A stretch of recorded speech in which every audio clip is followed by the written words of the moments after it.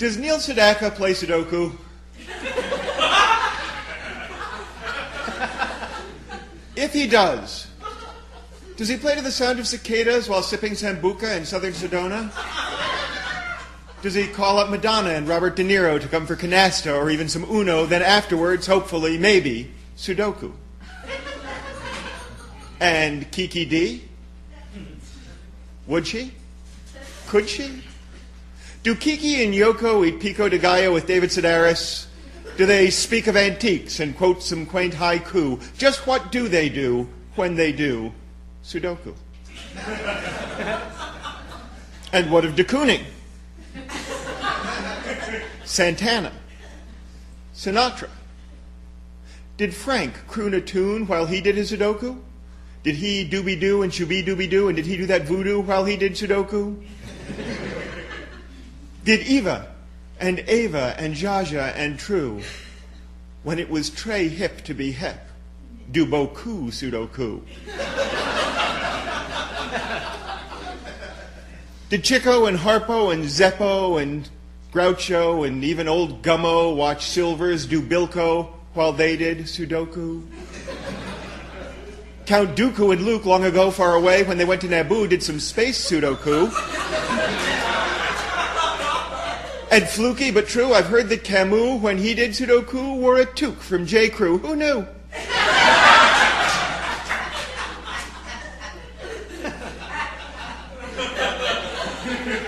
And what about you? When you wait in a queue or you sit in the loo, do you curse the time through or do swift Sudoku? Do you wear a Seiko or maybe a Faco? Do you practice Kung Fu or watch Scooby-Doo? If you do Sudoku, when you do Sudoku, do you ever feel cuckoo like you've got a loose screw or perhaps even two? Is that you? Do you see yourself in this picture I drew? And I? Do I too? Oh, I did and I do. Some nights more than a few till the day comes anew. Only when I unglue and my eyes are askew do I put down the pen and decide that I'm through. Oh, wait! That's a 2.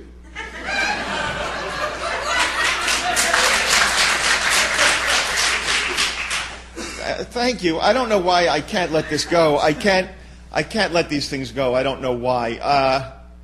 I have to confess. I wrote that poem with a friend of mine, a man named Alex Bernstein, a very funny man. He writes jokes you wind up humming on the way home after the show. When I first met him 20 years ago, I knew we were going to be great friends because he had 2 dogs named Henny Young Dog and Stanley Myron Handle Dog. And he and I wrote this poem together. We went back and forth by email with it until I was comfortable, and I decided I was going to do it. And I went to dinner at the home of my dear friend Jas Milam, a wonderful painter. She does paintings you can dance to. And I was having dinner with Jas and her husband Cliff and her kids Molly and Max, and they have a basset hound named Arslonga and a hamster named Vita Brevis. And we were there with my wife, whose name escapes me at the moment. And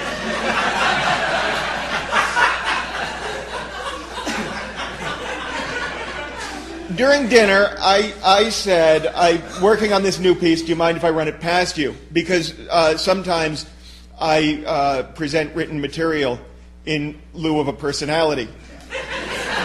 And parenthetically, let me just say that in lieu of means instead of.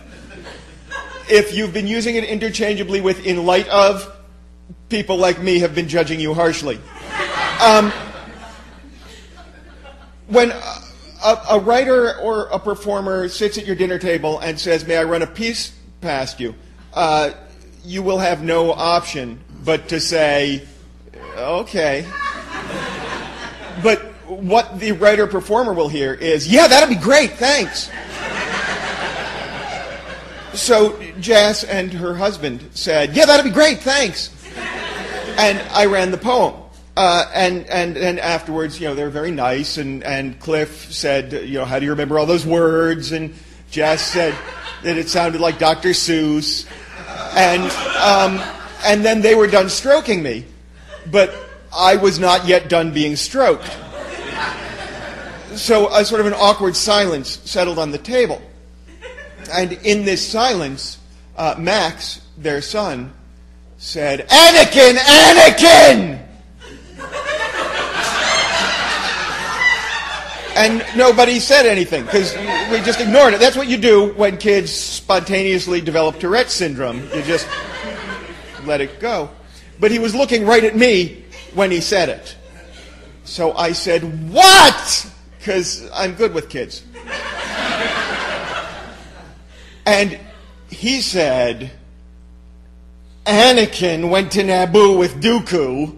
Luke wasn't even born yet." And he rolled his eyes like a physics professor who has just heard you use parsec as a measurement of time.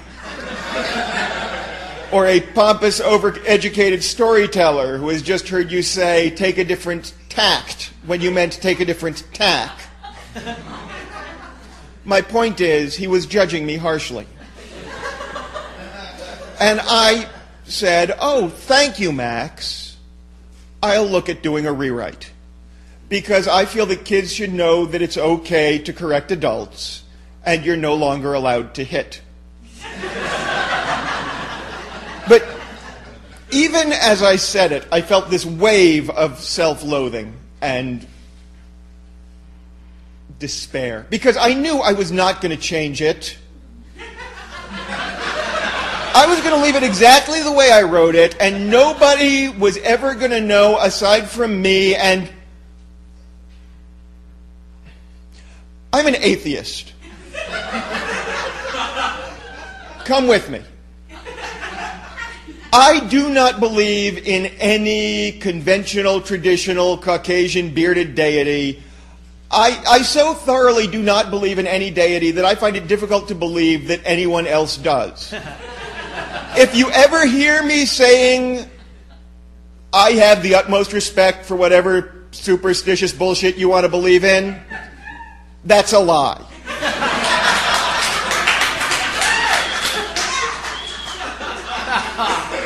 However, I will tell you as a simple matter of fact that at the very epi-middle of at the pithy core of the universe, at the heart of where the Big Bang happened, there is a single eye that is unwaveringly, unblinkingly focused on my flaws.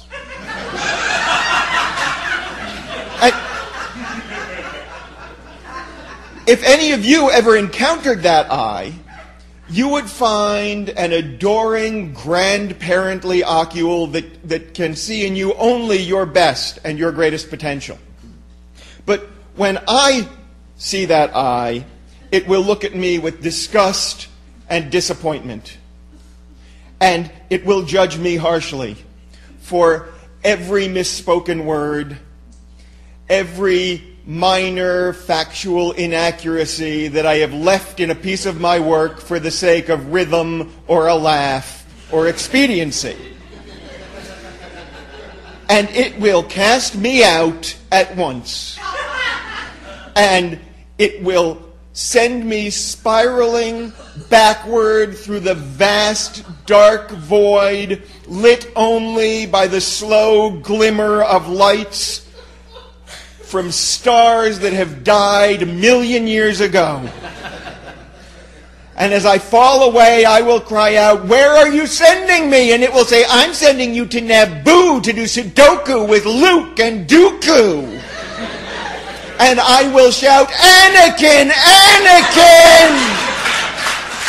And it will roll itself like the eye of a disaffected adolescent or a pompous, overeducated storyteller who has heard you use "in lieu of" when you meant "in light of." And as it closes itself, and I fall away, and it vanishes into the astronomical distance, and I know that I am truly and entirely alone in the great clockwork cosmic dark, I will say, "Why can I not let these things go?"